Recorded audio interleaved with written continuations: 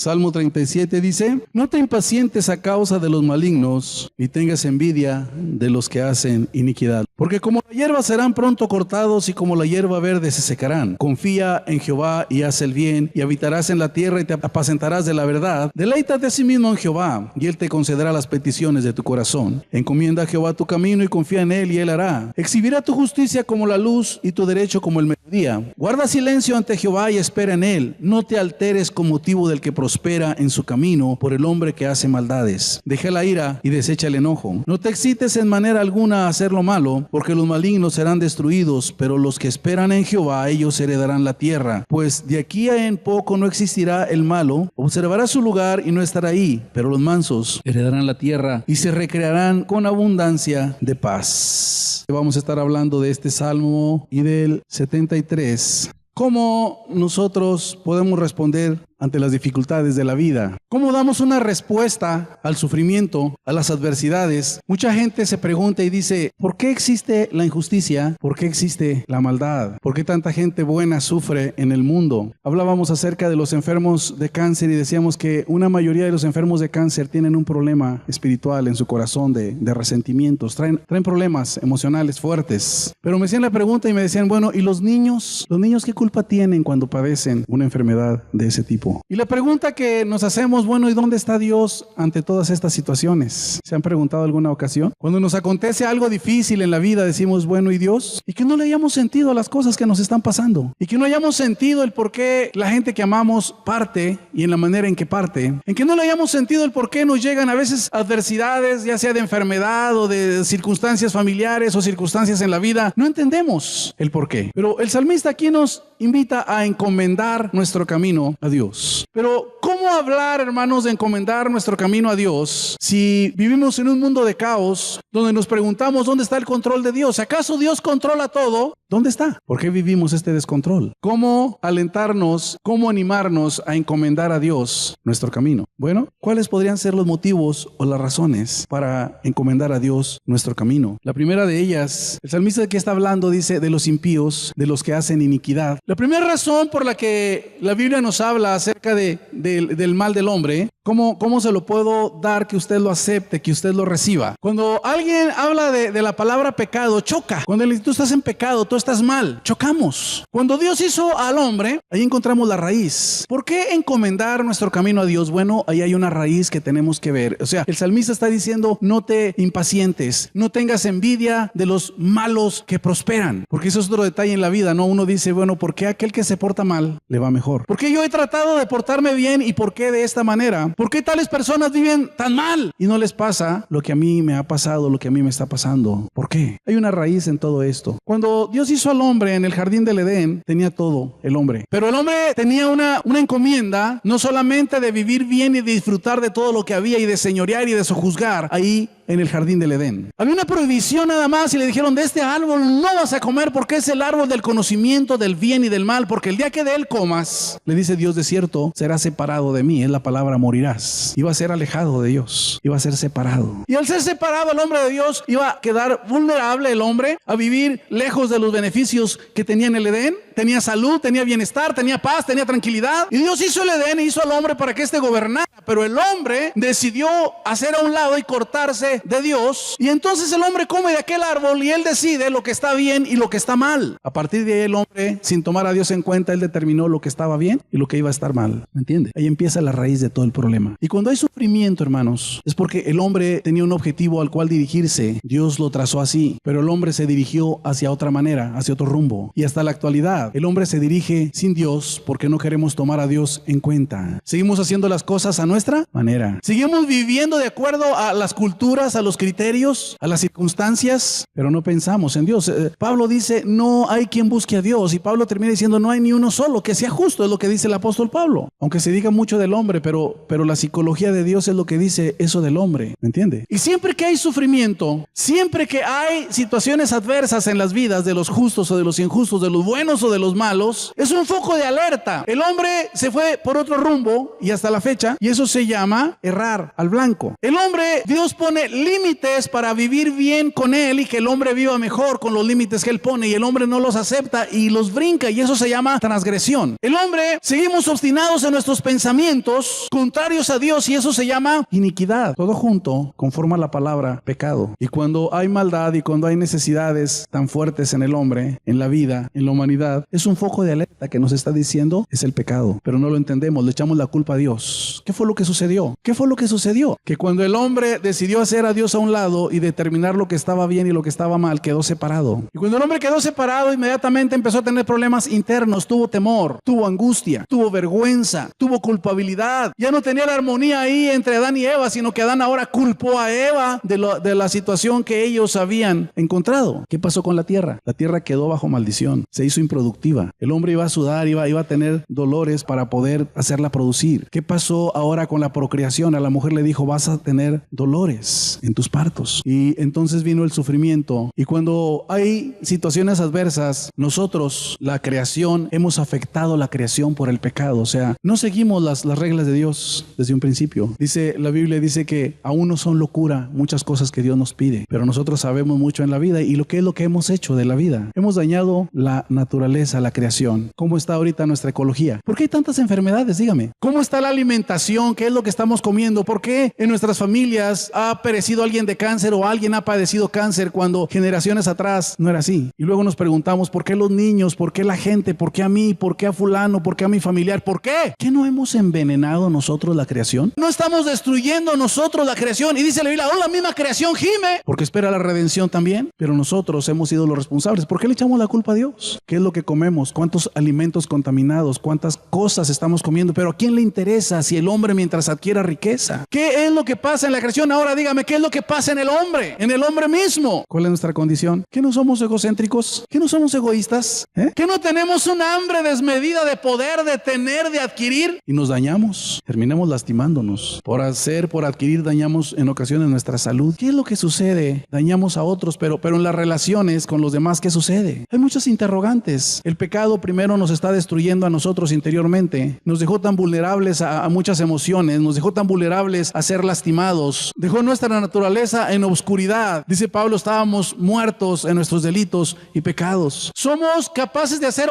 obras gloriosas. Somos capaces de hacer cosas muy buenas, pero también somos capaces de cometer actos aberrantes, vergonzosos. ¿Sí me está oyendo? Cuando Pablo dice que no hay ni siquiera uno justo, cuando Pablo dice que el mal está en nosotros, Isaías nos recuerda y dice, acuérdate de dónde te levanté. Yo le pregunto, alguien que está aquí no tiene cosas oscuras en su vida, que usted sabe, pero que muchos no saben, que todos damos una imagen. Pablo reconoció, dijo, el mal está en mí. Y Pablo decía, de todos los pecadores, dijo, yo soy el primero. Todos tenemos una parte oscura que nada más nosotros conocemos. ¿Me está oyendo? Oye, alguien que diga, hermano, yo soy puro y sin mancha, inmaculado y no sé qué más. ¿Alguien puede decirme eso? Todos tenemos cosas oscuras que ocultamos, porque no hay ni siquiera uno solo que sea justo. Ese es el problema. Si lo que he hablado todavía no le da una poca de luz del por qué es el sufrimiento, del por qué aquí en la vida hay tantas cosas, el pecado es la raíz. Nos está llevando a destruir la naturaleza. Nos está llevando a destruirnos internamente a cada uno de nosotros. Alguien dice, pero ¿por qué no? Nadie se le ha ocurrido hacer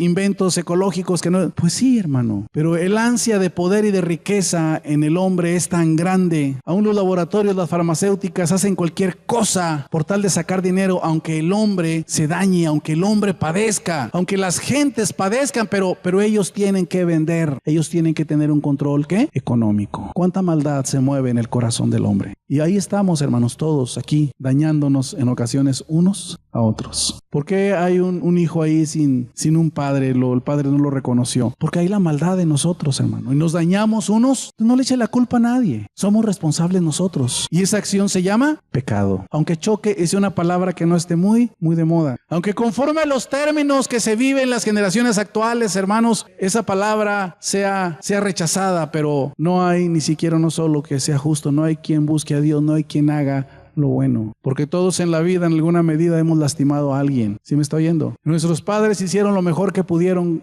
Le aseguro que ellos nunca pensaron en lastimarnos, pero nos lastimaron. Y cuando uno es padre, no nació enseñado para ser padre tampoco. Y sin darse cuenta, muchas ocasiones también terminamos lastimando a nuestros hijos y a los que están a nuestro alrededor. ¿Ya me entendió? Entonces, ¿por qué hay sufrimiento, hermanos? ¿Por qué hay situaciones tan difíciles en la vida? ¿Por qué? Yo le estoy dando razones, ¿verdad? Vamos a ver lo que nos dice el salmista. Amén. Vamos a ver lo que nos dice. En la Biblia, hermanos, está la historia de Dios y el hombre. Una humanidad que decidió alejarse de Dios, darle la espalda a Dios. Y un Dios que está siempre luchando por redimir, por alcanzar al hombre. Lo está siguiendo, lo está persiguiendo. Anda atrás de él. Desde Génesis hasta Apocalipsis es la historia de redención de Dios hacia el hombre. Nos lo enseña con un pueblo que él lo elige y Dios le bendice. Y ese pueblo siempre está alejándose. Ese pueblo siempre está distante. Siempre está dándole la espalda a Dios, reniega por todo, se incomoda por todo. Esa es nuestra condición. Cuando las cosas no salen bien, renegamos, nos inconformamos. Cuando la vida no nos trata bien o no tenemos lo que deseamos, estamos inconformes. ¿Me está viendo? ¿Estamos entendiendo? Estoy siendo claro, creo que sí, ¿verdad? Vamos a ver lo que nos dice el salmista, Salmo 37. Vamos a leer primeramente del versículo 12 al 17 y luego el 32. Dice: maquina el impío contra el justo y cruje contra él sus dientes. El Señor se reirá de él porque ve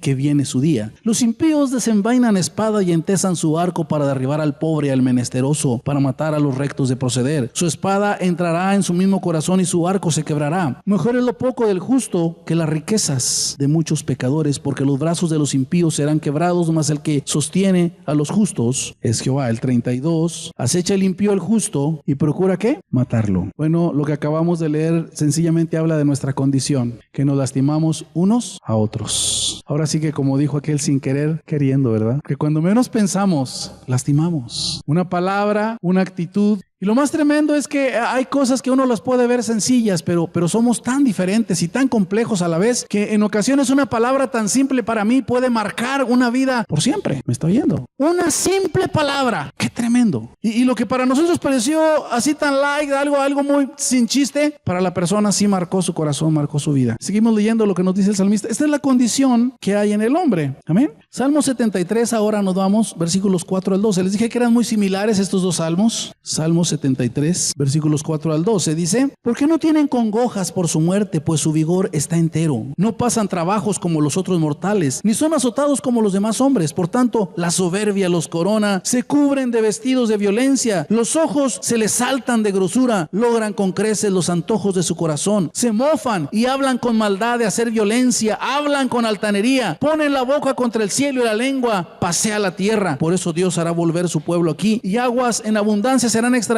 para ellos. Y dicen: ¿cómo sabe Dios? ¿Y hay conocimiento en el Altísimo? He aquí estos impíos, sin ser turbados del mundo, alcanzarán, ¿qué dice? Riquezas. ¿Qué le parece? A mí me han preguntado, ¿por qué si yo sirvo a Dios y me esfuerzo? ¿Por qué estoy más mal en mi economía? ¿Por qué estoy más mal en esto? ¿Por qué me va así? ¿Por qué? Aquí el aspecto, el reto no es la riqueza, ni la pobreza, ni las dificultades. El reto es conectarnos con Dios, ver realmente el sentido de la vida, ver realmente lo que es sólido, lo que es de valor. Porque la riqueza o la pobreza yo creo que es algo que va a estar por consecuencia del pecado y nos puede tocar una parte. El apóstol Pablo decía: sé tener escasez, sé tener abundancia, y en todo y por todo estoy enseñado. Y he aprendido a tener contentamiento. Ahí está la clave, dice: cualquiera que sea mi condición. Y dice el versículo que todos decimos, pero nunca repetimos lo que acabo de decir, dice: porque todo lo puedo en Cristo que me fortalece. ¿Me entiende? Es algo que nosotros nos vamos a estar preguntando muchas veces. Pero creo que es suficiente el hecho de ver que hay una raíz, el por qué. No le echemos la culpa a Dios. Hay niños que están padeciendo enfermedades terminales. Está en su genética. Tiene que ver la alimentación. Tiene que ver una herencia también, y viene la alimentación, y viene el cuidado que tenemos, y viene las cosas que hacemos con nuestro cuerpo, con nuestra vida. Hace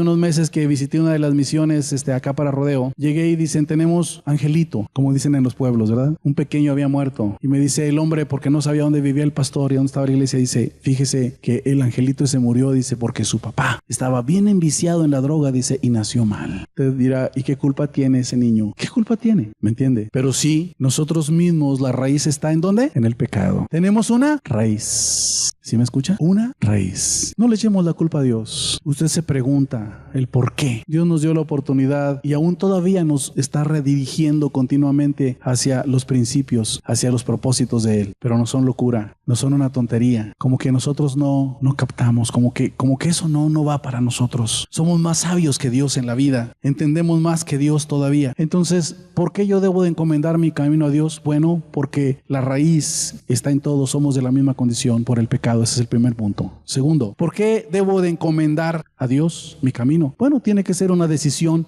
propia. Tiene que ser una decisión propia. ¿Cómo tomamos la adversidad? Dígame. Salmo 36, versículos 1 y 2 dice: no te impacientes a causa de los malignos, ni tengas envidia de los que hacen iniquidad, porque como la hierba serán pronto cortados y como la hierba verde se secarán. Es una decisión propia. Podemos compararnos con medio mundo, pero no, yo creo que esa no es la situación. Salmo 73, nuevamente, versículo 3. Porque tuve envidia, dice, de los arrogantes viendo la prosperidad. ¿De qué? Es una decisión. Dice el salmista, tuve envidia. ¿Cómo no? A mí me pasaban cosas malas y a ellos les iba mejor. Tuve envidia, pero yo soy el que tomo la decisión. Salmo 73, versículo 13 al 22. Dice, verdaderamente en vano he limpiado mi corazón y lavado mis manos en inocencia, pues he sido azotado todo el día y castigado todas las mañanas. Si dijere yo, hablaré como ellos, he aquí a la generación de tus hijos engañaría. Cuando pensé para saber esto, fue duro trabajo para mí, hasta que entrando en el santuario de Dios comprendí el fin de ellos. Ciertamente los has puesto en deslizadero, en asolamiento los harás caer. ¿Cómo han sido asolados de repente? Perecieron, se consumieron de terrores. Como sueño del que despierta, así Señor, cuando despertares, menospreciará su apariencia.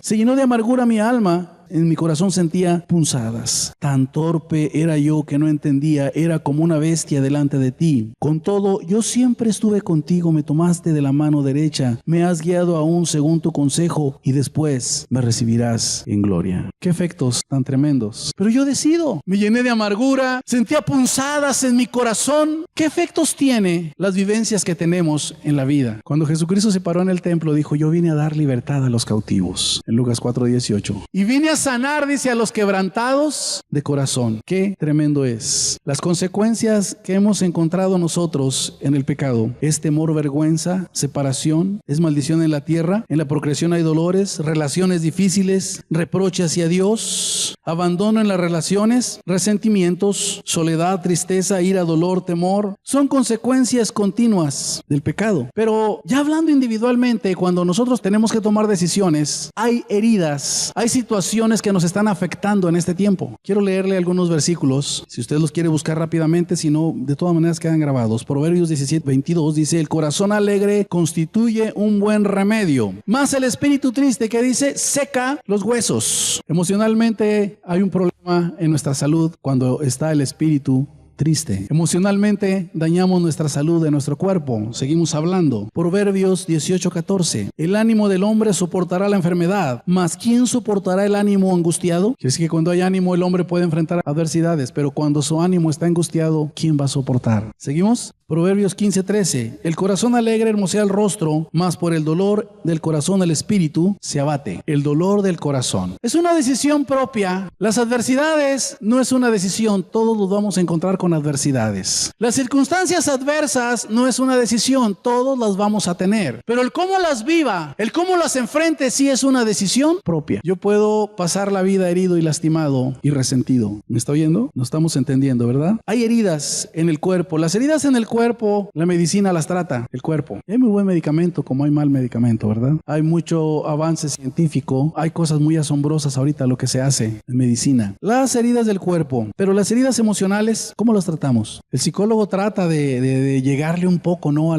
las heridas emocionales, a los problemas emocionales, pero terminamos siempre culpando a alguien en la psicología. Siempre hay una víctima y un victimario. En muchas ocasiones, pues la gente no cambia a nuestro alrededor, las circunstancias tampoco cambian y seguimos en un conflicto. Es muy difícil. Y como no se puede meter a lo espiritual, y lo he dicho muchas veces, al alma usted no le puede dar una aspirina. Lo espiritual solamente Dios lo puede tratar. Solamente Dios trata lo espiritual. Y mientras no se trata, se continúa contra Dios, contra los otros, contra nosotros, y continuamos causándonos nuevas heridas unos a otros. Siempre que hay una interrelación de personas, siempre hay un roce y hay un conflicto, pero ¿cómo las manejamos? Gracias a Dios que hay una diversidad y nadie es igual que nadie, cada uno es individual. Amén. Cada uno de nosotros tiene una individualidad y siempre que convivamos va a haber situaciones difíciles, va a haber roces, malos entendidos. Es parte de nuestra naturaleza, pero no se asuste por eso, porque a mí me han dicho y me dicen en una de las misiones, me dicen, ahí en la iglesia, ahí los hermanos se ven una armonía tremenda, qué bonito en los convivios. Y,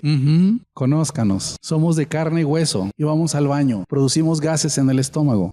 ¿Qué está diciendo, hermano? Yo creo que los que estamos aquí, ninguno es marciano, ¿verdad? Todos somos terrícolas, ¿verdad que sí? Entonces es parte de lo que estoy diciendo. Tenemos nuestro geniecito, tenemos nuestras caídas, hermano, o trancazotes, ¿verdad? No son caídas, a veces son trancazos fuertes. Lo cierto, hermanos, es que cuando nosotros no reparamos en que solamente Dios puede traer a nuestras vidas sanidad, seguimos las heridas disparándolas siempre, seguimos dañándonos. Tenemos que aprender a encomendar a Dios nuestro camino. Cuando nosotros nos disponemos a aprender de Dios, todo lo de Dios choca. Cuando uno trata de entender a través de la psicología las cosas que suceden, sí se pueden explicar el cómo, pero no el por qué. Nosotros no podemos hacer fórmulas, ni dar una terapia de fórmulas. Y cuando queremos intentarlo, siempre nos falla. Mira, si tú hablas esto, si dices acá, libérate, ve, insulta y haz una catarsis y habla y habla y habla. ¿Me entiende? No funciona. Y podemos otra vez volver a etiquetarnos y estudiar nuestras actitudes, nuestro comportamiento y decir cómo es que se dan. Pero el por qué es muy difícil. Y nosotros, digo, no entramos en fórmulas porque todo gira en torno a Jesucristo, que es alguien vivo, alguien real. Y cuando nosotros queremos que sucedan cosas en nuestro interior, en nuestra vida espiritual, tienen que ser tratadas ahí en nuestro espíritu. Dios es espíritu. Y el hombre tiene que acercarse a Dios. La persona tiene que acercarse a Dios. Dice David, al corazón contrito y humillado, dice, tú no desprecias. Y tenemos que acercarnos en la actitud correcta delante de Dios y decirle, hemos errado, hemos transgredido, tenemos ideas y pensamientos contrarios a ti. Y entonces es cuando Dios empieza a tratar en nuestras vidas. Y no es una fórmula, es una relación. Sí nos estamos entendiendo, está claro, ¿verdad? Y no podemos dar fórmulas porque aquí el que transforma las vidas es Cristo.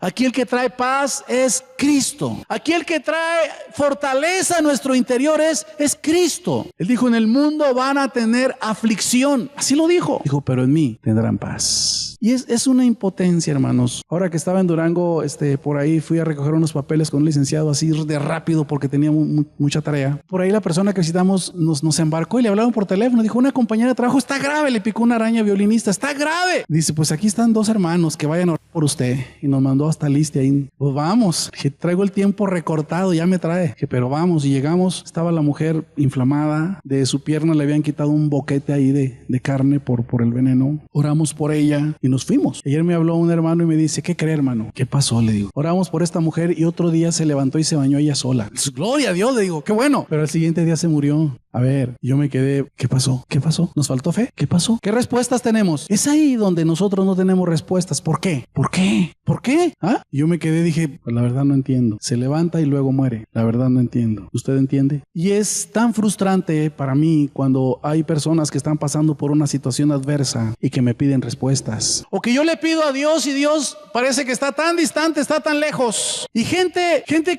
que uno considera y juzga y dice, bueno, se debería morir mejor esta persona que esta otra, es más útil esta que... Son nuestros juicios. Cuando muere mi papá, a los 2 meses muere mi hermana. Mi madre duró todavía buen tiempo. Y me decía mi hermana, no entiendo. Mi mamá, mira, ya ni nos conoce. Y aquí está todavía. Y mi hermana con su familia, con muchas cosas, ya no está. Lo único que le dije que alcanzo yo en mi poco entendimiento a comprender, le dije, es que el propósito no es para mi mamá, le dije, es para ti y para mí. Que estemos viendo porque ella esté bien atendida, que le tengan sus pañales, que le den su comida, que le estén aseando, que le estén bañando, que la honremos nosotros. Tal vez ella ya ni nos conoce. No entiendo a Dios, le dije. Lo que sí yo sé, le dije, es que si mi madre está aquí y tú no, ni yo le hallamos propósito, no le hallamos sentido, pero es para ti y para mí. ¿Qué tipo de personas somos tú y yo? La Biblia dice, honren a sus padres para que te vaya bien y tus días también sean largos aquí en la tierra. No le hallo sentido para la persona. Me habla alguien con una enfermedad terminal y yo la verdad no sé qué decir. Y oramos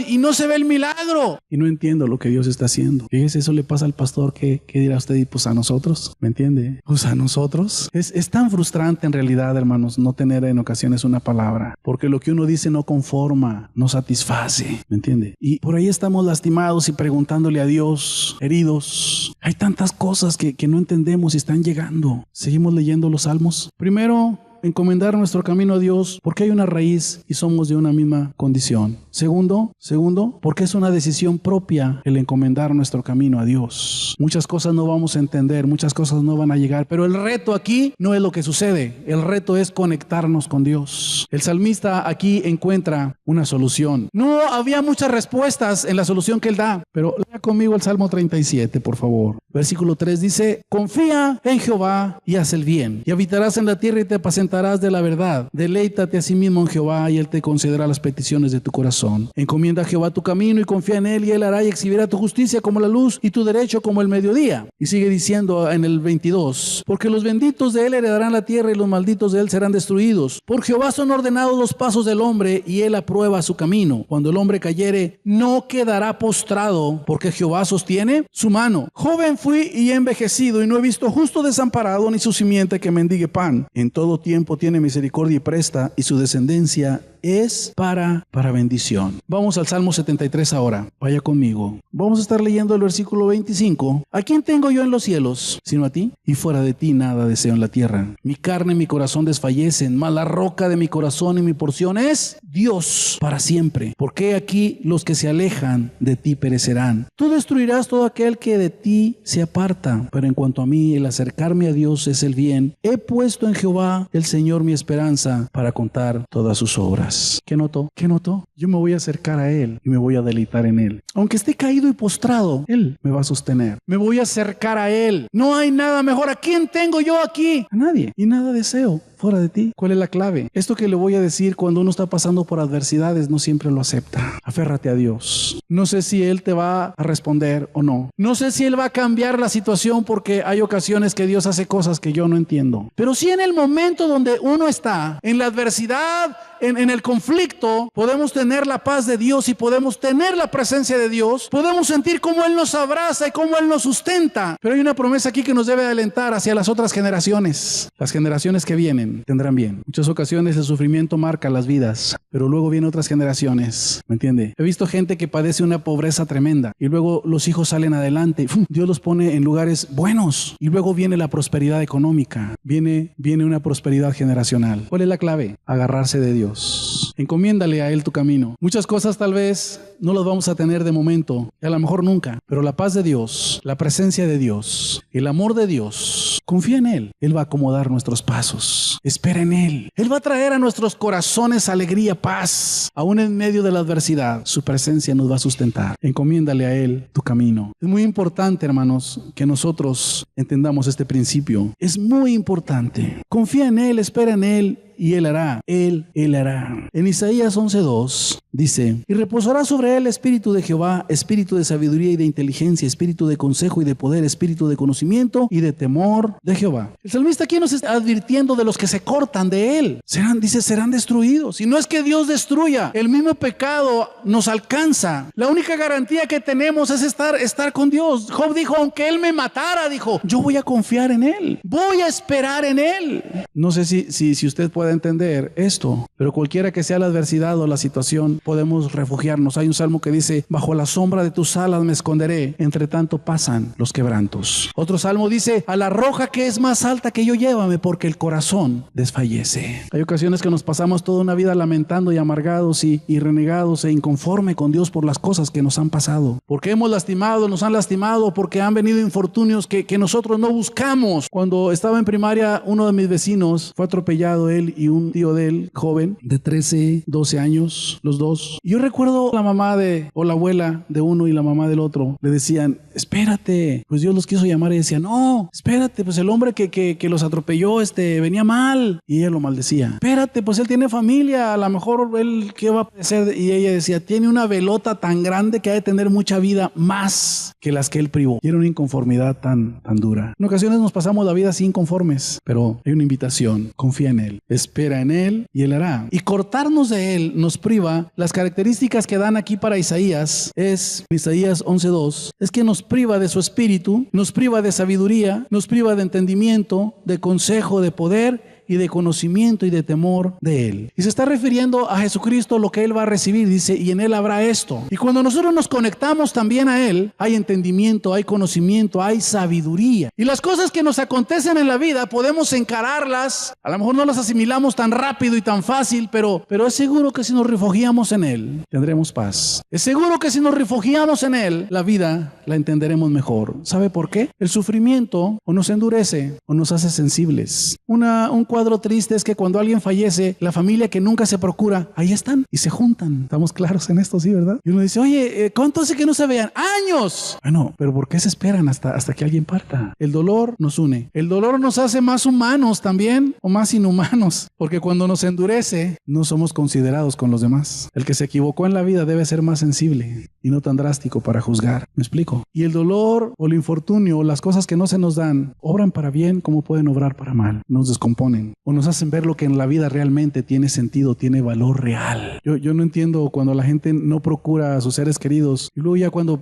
muere, ya vienen que chocan en el camino y desvelados porque ya quieren. ¿Ya para qué? ¿Ya para qué? ¿Cierto? ¿Cuáles son las cosas de más valor aquí? ¿Cuáles son las cosas más importantes? Sabe que el sufrimiento nos hace ser sensibles y nos hace ver las cosas reales que hay aquí. El apóstol Pablo decía esto, nada hemos traído, y en verdad, nada nos vamos a llevar, nada absolutamente. Hay heridas continuas. A veces somos buenos para juzgar, somos buenos. Pablo dice, hablando a los Gálatas, me parece que es como dice, no se muerdan, no se consuman. Y cuando hay heridas, hermanos, somos muy críticos, nos mordemos unos a otros, nos lastimamos, ¿verdad? Cuando hay heridas, tenemos conflictos fuertes y decimos, pues, ¿qué pasa con nosotros? ¿Por qué somos así? ¿Qué es lo que está sucediendo? Realmente somos en ocasiones personas que estamos provocándonos continuamente. Nos gusta murmurar, nos gusta mentir. Todo eso tenemos y continuamente nos estamos lastimando. Encomienda a Dios tu camino, confía en Él, espera en Él y Él hará. La injusticia nos cala, pero dice, Él exhibirá tu justicia como la luz del mediodía. Encomienda a Jehová, encomienda a Dios tu camino y Él hará. Una cosa tengo muy clara, Jesucristo dijo, todo el que a mí viene, yo no le echo fuera. Y yo creo que podemos acercarnos a Él confiadamente. Podemos allegarnos a Él confiadamente. Confiadamente.